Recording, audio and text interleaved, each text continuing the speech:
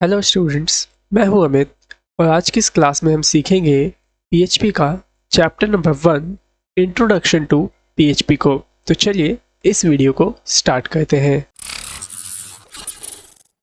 सो students, PHP PHP आपकी server side language होती है। ओके, अब पीएचपी को सर्वर साइड लैंग्वेज क्यों कहा जाता है, जरा उसको समझिए। क्योंकि जो भी आप पीएचपी में कोड लिखते हैं वह सभी कोड आपके सर्वर के माध्यम से ही समझे जाते हैं। अब सर्वर के माध्यम से ही इसके कोड क्यों समझे जाते हैं, जरा उसको समझिए। क्योंकि जो भी पीएचपी के कोड को समझने वाला सॉफ्टवेयर होता है वह सर्वर में मौजूद होता है। इसी वजह से जो भी आपके पीएचपी के कोड होते हैं वह सभी कोड सर्वर के अंदर ही एग्जीक्यूट होते हैं या फिर सर्वर के माध्यम से ही समझे जाते हैं, और इसी वजह से पीएचपी को सर्वर साइड लैंग्वेज कहा जाता है। ओके, सो स्टूडेंट्स, मैं आपको यहाँ पे एक बात बता दूँ कि आज देखिए आपका पीएचपी स्टार्ट हो रहा है और जिस दिन यह पीएचपी आप कंप्लीट कर लेंगे, आई थिंक 2 महीने के अंदर या 3 महीने में आपका ये पीएचपी ख़त्म हो जाएगा। ठीक है, और जब आप पीएचपी पूरी तरीके से सीख लेंगे उसके बाद आप जैसी चाहें वैसी वेबसाइट बना पाएंगे। हर एक चीज़ डायनेमिक तरीके से आप कंट्रोल कर पाएंगे। ठीक है, मतलब आप जैसा फीचर, जैसी फंक्शनैलिटी देना चाहते हैं वो सब चीज़ें आप पीएचपी के माध्यम से अपनी वेबसाइट के अंदर बना पाएंगे। चलिए अब इस पीएचपी को हम प्रैक्टिकली अचीव करते हैं। तो सबसे पहले आपको क्या करना होगा, पीएचपी को रन करवाने के लिए आपको सर्वर की ज़रूरत पड़ेगी। तो आपको क्या करना है, अपना जैम्प सर्वर, जैसे कि मेरे पास ये रहा, आप इसे ओपन कर लेंगे और यहाँ से अपाची सर्वर और माईएसक्यूएल सर्वर को स्टार्ट कर देंगे कुछ इस तरीके से। ठीक है, क्योंकि अभी मैंने आपको बताया कि जो पीएचपी का कोड होता है वह कहाँ एग्जीक्यूट करता है, सर्वर में। ठीक है, तो जो भी आपके पीएचपी के कोड की फाइल्स होंगी उन सब फाइल्स को आप कहाँ रखेंगे, आप उन्हें रखेंगे अपने सर्वर में। ठीक है, तो आपको क्या करना है, सिंपली अपना दिस पीसी ओपन कर लेना है और जो लोकल डिस्क सी दिखे उसमें आपको आ जाना है और यहाँ पे देखिए आपको जैम्प नाम का फोल्डर मिल जाएगा अगर आपने जैम्प इंस्टॉल किया होगा तो, और अगर वैम्प इंस्टॉल किया है तो आपको वैम्प दिख जाएगा। ठीक है, आप उसे ओपन कर लीजिएगा। जो देखिए जैम्प फोल्डर के अंदर आपको htdocs नाम का एक फोल्डर दिखेगा, आपको इसे ओपन करना है और इसी के अंदर ही आपने अपनी पीएचपी की कोड की जो फाइल्स है उसको यहीं पे रखना है। ठीक है, और अगर आपने वेब इंस्टॉल करके रखा है तो सिंपली आपको तो मालूम ही होगी कि www डायरेक्टरी होती है, www फोल्डर होता है जिसके अंदर आप अपनी फाइल्स को रखते हैं। तो आप उस फोल्डर के अंदर अपनी फाइल्स को, पीएचपी की जो फाइल्स होगी उसको आप रख लीजिएगा। ओके, तो मैं यहाँ पे क्या करता हूँ, एक न्यू फोल्डर क्रिएट कर लेता हूँ यहाँ पे टेस्ट के नाम से। ठीक है, और इस टेस्ट फोल्डर को मैं अपने सबलाइम टेक्स्ट एडिटर के अंदर ऐड कर देता हूँ। कैसे ऐड करूँगा, जो देखिए मैं इसे साइड में लेके आऊँगा इस तरीके से और इस टेस्ट को ड्रैग कर दूंगा इसके अंदर। तो देखिए यहाँ पे ये फोल्डर हमारा ऐड हो चुका है। ठीक है, ये जो फाइल जो मैंने इस तरीके से लाइट कर रखा है मैं इसे यहाँ से कट कर देता हूँ। ओके, अब हमें क्या करना है, इस टेस्ट फोल्डर में एक पीएचपी की फाइल आपको बनानी है। कैसे बनाएंगे, राइट क्लिक करिए, न्यू फाइल पे क्लिक करिए। ठीक है, इसे आप सेव करिए, Ctrl+S का बटन दबाइए और देखिए कहाँ सेव हो रहा है, ये htdocs के अंदर टेस्ट नाम के फोल्डर के अंदर। तो मैं इसका नाम दे देता हूँ index.php। ठीक है, याद रखिएगा अब आपको यहाँ पे HTML नहीं लिखना है। अगर आप PHP की फाइल्स बना रहे हैं तो आपको यहाँ पे इसका एक्सटेंशन .php ही देना है। ओके, अब आप इसे सेव पे क्लिक कर लीजिए। ओके, अब जरा देखिए कि PHP के अंदर कोड को स्टार्ट कैसे किया जाता है। तो सबसे पहले अगर आपको PHP का कोड स्टार्ट करना है तो यहाँ से आप एंगल ब्रैकेट इस तरीके से देंगे, फिर क्वेश्चन मार्क का चित्र देंगे और यहाँ पे लिखेंगे PHP कुछ इस तरीके से। ठीक है, और उसके बाद PHP को क्लोज करना है तो इस तरीके से देंगे क्वेश्चन मार्क और फिर एंगल ब्रैकेट क्लोज। तो यहाँ पे देखिए ये PHP का ओपन सिंटेक्स है और ये PHP का क्लोजिंग सिंटेक्स है। ठीक है, यहाँ पे आपको एंगल ब्रैकेट क्लोज नहीं करना है और यहाँ पे आपको एंगल ब्रैकेट ओपन नहीं करना है यहाँ पे आगे इसके। ठीक है, तो इसी तरीके से आपका PHP स्टार्ट होता है और इसी तरीके से यहाँ पे क्लोज होता है। ठीक है, अभी अगर आप इस PHP की फाइल के माध्यम से कुछ ब्राउज़र में प्रिंट करके दिखाना चाहते हैं तो उसके लिए इसके अंदर हम एको कीवर्ड का यूज़ करते हैं। इस तरीके से अगर आप लिखेंगे एको और इसके बाद जो भी आप वर्ड लिखना चाहते हैं उसे आप डुअल कोट्स के अंदर या सिंगल कोट्स के अंदर लिख सकते हैं। जैसे कि मैं यहाँ लिखता हूँ वेलकम, ठीक है। सो मैंने इस तरीके से राइट किया वेलकम टू PHP क्लासेस और यहाँ पे इसको लास्ट में इस तरीके से आपको टर्मिनेट करना होगा, ठीक है। अब आप अगर इसे सेव करके रन करेंगे तो ये आपको मैसेज आपके ब्राउज़र में प्रिंट होके दिखाएगा। ओके, तो चलिए इसे प्रिंट करवाते हैं। कैसे प्रिंट कराओगे जरा वो देखिए। सिंपली जरा देखिए जो index.php है ये कहाँ पे रखा हुआ है, आपके सर्वर में रखा हुआ है, ठीक है। तो मैं यहाँ पे ब्राउज़र ओपन करता हूँ और यहाँ पे राइट करूँगा क्या, लोकल होस्ट, ठीक है। उसके बाद देखिए जो हमारी फाइल है एक फोल्डर में है तो स्लैश देके फोल्डर का नाम लिखिए टेस्ट, फिर फाइल का नाम लिखिए स्लैश देके, क्या है आपकी फाइल का नाम index.php, ओके, और एंटर करिए। तो देखिएगा जो अभी हमने मैसेज वहाँ पे राइट किया था वो यहाँ पे आपको दिख गया, welcome to PHP classes. Okay, so उम्मीद करता हूँ कि आपको इस तरीके से ये एको वाला जो स्टेटमेंट है ये समझ में आ गया होगा। अब इसके अंदर मैं आपको कुछ बातें बताना चाहता हूँ, जैसे कि जावास्क्रिप्ट के अंदर हम वेरिएबल बनाते थे, फंक्शन बनाते थे, इफ़ कंडीशन देते थे और लूप चलाते थे उसके अंदर, for loop, while loop, do while loop. तो वो सभी चीज़ें आप PHP के अंदर भी एज इट इज़ सेम होती है और PHP में भी उन सब चीज़ों को कर सकते हैं। जैसे कि मैं आपको सबसे पहले इसमें एक वेरिएबल बना के दिखाता हूँ। तो जैसे कि आपको याद होगा जावास्क्रिप्ट के अंदर हम वेर कीवर्ड का यूज़ करते थे और इस तरीके से वेरिएबल बनाते थे, लेकिन PHP में ही अगर हमें इस तरीके से वेरिएबल बनाना है तो हम कैसे बनाएंगे जरा वो देखिए। सिंपली आप डॉलर का सिंबल देंगे और वेरिएबल का जो नाम देना चाहते हैं वो नाम दे देंगे और इसमें जो स्टोर करना चाहते हैं वो आप इस तरीके से स्टोर कर देंगे। ओके, अगर नंबर स्टोर करते हैं तो बिना डुअल कोट्स के स्टोर हो जाएगा, लेकिन अगर कोई नाम स्टोर करना चाहते हैं तो आपको यहाँ पे डुअल कोट या सिंगल कोट का यूज़ करना होगा, कुछ इस तरीके से देखिए, ठीक है।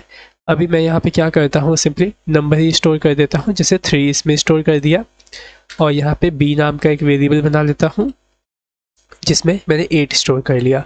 अब इन दोनों का एडिशन मेरे को करके प्रिंट करना है तो कैसे होगा जरा वो देखिए।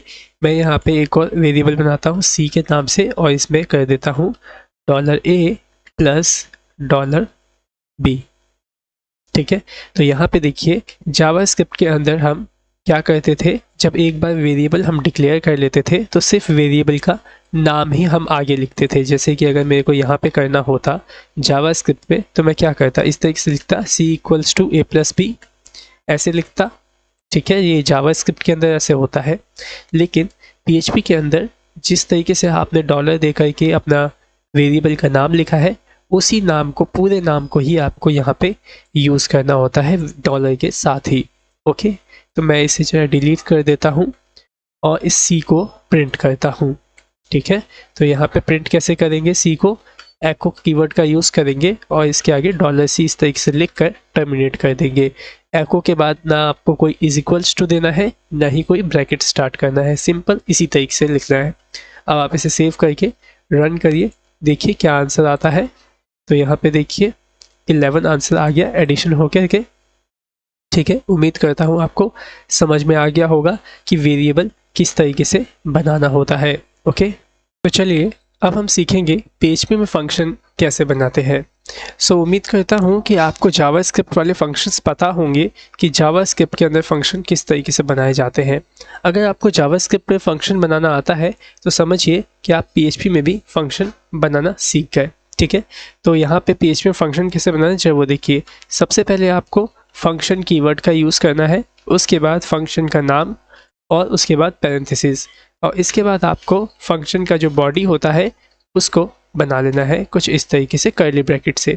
सिंपल इतना ही राइट करना है और ये फंक्शन आपका बनके तैयार हो गया। तो अभी मैंने बताया ना, जैसा कि जावास्क्रिप्ट में फंक्शन बनाते हैं वैसा ही फंक्शन PHP में भी बनाया जाता है, ठीक है। अब मैं इस फंक्शन के अंदर एको से कुछ मैसेज राइट करता हूँ।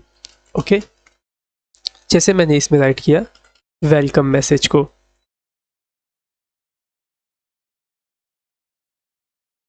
ठीक है। सो मैंने यहाँ पे राइट कर लिया वेलकम ओके, इसके बाद अगर अभी मैं इसे सेव करके रन करूं तो क्या ये वेलकम प्रिंट होगा? तो देखिए जरा, मैं यहाँ रिलोड करता हूँ और देखिएगा यहाँ पे अभी कुछ भी प्रिंट नहीं हुआ। क्यों?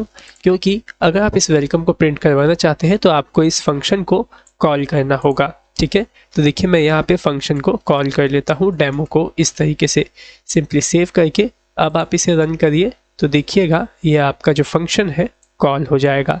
ठीक है, सो उम्मीद करता हूँ समझ में आ गया होगा कि आप PHP में फंक्शंस कैसे बनाएंगे और कैसे यूज़ करेंगे। ओके, तो चलिए अब सीखते हैं इफ़ कंडीशन को, कि आप इसमें कंडीशन कैसे पास करेंगे।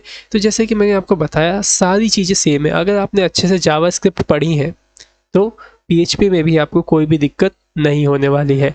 लेकिन अगर आप भूल गए हैं वेरिएबल कैसे बनाते हैं, फंक्शन कैसे बनाते हैं, कंडीशन कैसे लगाते हैं, लूप कैसे चलाते हैं, तो एक बार आप जावास्क्रिप्ट की वीडियोज़ को देख लीजिए। ठीक है, तो यहाँ पे जो अब मैं सिखा रहा हूँ वो सब कुछ आपको समझ में आने लगेगा। ओके, तो चलिए यहाँ पे वो बनाते हैं, अब कंडीशन लगाना सीखते हैं। ओके, कंडीशन कैसे लगाते हैं?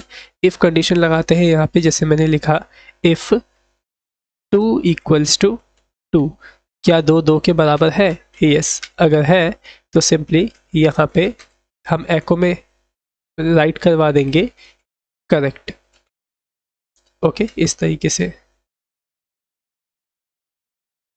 ठीक है, लेकिन अगर 2 के बराबर नहीं है तो हम एल्स चलाएंगे और यहाँ पे एको से लिखवाएंगे इनकरेक्ट। ठीक है, सेव करिए और रन करके चेक करिए। तो देखिए 2 के बराबर होता है, ऑब्वियस सी बात है 2 के बराबर होता है। लेकिन जो देखिए यहाँ पे एक एरर आ गया लाइन नंबर 4 में, जो चेक करिए क्या एरर है हमने किया है यहाँ पे। हाँ, ये देखिए यहाँ पे हमने इक्वल्स टू 2 बार डालना चाहिए था, तभी तो हम यहाँ पे चेक कर पाएंगे क्या 2 इक्वल्स टू 2 क्या 2 के बराबर है या नहीं। ठीक है, तो इसे हम इक्वल टू ऑपरेटर कहते हैं। मैंने सिर्फ एक दे दिया था, इसी वजह से प्रॉब्लम आई थी। अब आप इसे सेव करिए और इसे रन करिए। तो देखिए यहाँ पे कंडीशन चल गया और 2 के बराबर होता है, इस वजह से यहाँ पे करेक्ट आ गया। अगर मैं यहाँ पे 2 को 10 के बराबर में करूँ तो क्या आएगा आपका? ये इनकरेक्ट वाला जो स्टेटमेंट है ये रन हो जाएगा। देखिए मैं इसे रिलोड करता हूँ तो देखिए यहाँ पे आ गया इनकरेक्ट मैसेज। ओके, सो उम्मीद करता हूँ समझ में आ गया होगा कि आप इसमें इफ़ कंडीशन किस तरीके से पास कर पाते हैं। ओके, तो चलिए अब सीखते हैं इसमें लूप कैसे चलाएं। ठीक है, तो लूप चलाने के लिए आपको एक आई वेरिएबल की ज़रूरत पड़ती है, तो आप इसमें एक आई वेरिएबल बना लीजिए कुछ इस तरीके से। उसके बाद मैं इसमें फॉर लूप चलाने वाला हूँ, तो यहाँ पे फॉर लूप लिया और यहाँ पे आई को यूज़ करता हूँ इस तरीके से। ठीक है, और यहाँ पे लिखा मैंने कि आई इक्वल्स टू 0। आई में हमने अभी पहले 0 स्टोर किया और उसके बाद मैं यहाँ देता हूँ $i less than equals to 10।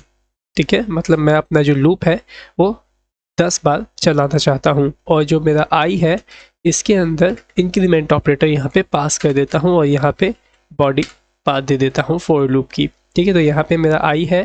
ठीक है, आई वेरिएबल में अभी 0 है और यहाँ पे आपका जो ये लूप है कब तक चलेगा? 10 टाइम्स चलेगा, जब तक कि इस आई के अंदर 10 स्टोर ना हो जाए। ओके, अब मैं यहाँ पे एको से मैसेज राइट कर देता हूँ, जैसे फॉर लूप कुछ इस तरीके से। ठीक है, और मैं आपको इसमें एक चीज़ और भी बता दूँ, इसमें आप टैग्स का भी यूज़ कर सकते हैं। जैसे मेरे को यहाँ पे ब्रेक लगाना है तो यहाँ पे मैं BR टैग का भी यूज़ कर दूँगा। अब इसे सेव करता हूँ और इसे रन करता हूँ तो देखिएगा ये लूप आपका चल जाएगा। देखिए यहाँ पे चला फॉर लूप। ठीक है, और अगर मैं यहाँ पे एको के अंदर ही अगर मैं 1 2 3 4 मतलब इस आई को ही प्रिंट करना चाहता हूँ तो सिंपली क्या करूँगा, मैं यहाँ पे फॉर लूप को रिमूव कर दूँगा और यहाँ पे $i को प्रिंट कर दूँगा। ठीक है, और इसके बाद मेरे को ब्रेक करके अपना रिजल्ट दिखाना, जैसे एक के नीचे एक आया है तो इसके लिए आपको ब्रेक लगाना होगा। अब जरा देखिए यहाँ पे यह वेरिएबल है और ये एक तरीके का समझ लीजिए स्ट्रिंग ही है, तो आपको इसे कंकैटिनेट करना पड़ेगा। जैसे कि आप जावा स्क्रिप्ट में करते थे, आपको एडिशन लगा देते थे तो क्या होता था, ये वेरिएबल हो जाता था और ये स्ट्रिंग हो जाता था। लेकिन PHP में अगर आपको कंकैटिनेट करना है तो आपको यहाँ पे डॉट का यूज़ करना होगा। ठीक है, अब आप इसे सेव करके रन करिए तो देखिए यहाँ पे आपको काउंटिंग जो होगी वो दिखाई देगी 0 से 10 तक, क्योंकि ये लूप जो है आपका 0 से 10 तक चला। ओके, सो उम्मीद करता हूँ कि समझ में आ गया होगा कि लूप भी किस तरीके से चलता है। Okay, so thanks for watching our video, have a nice day.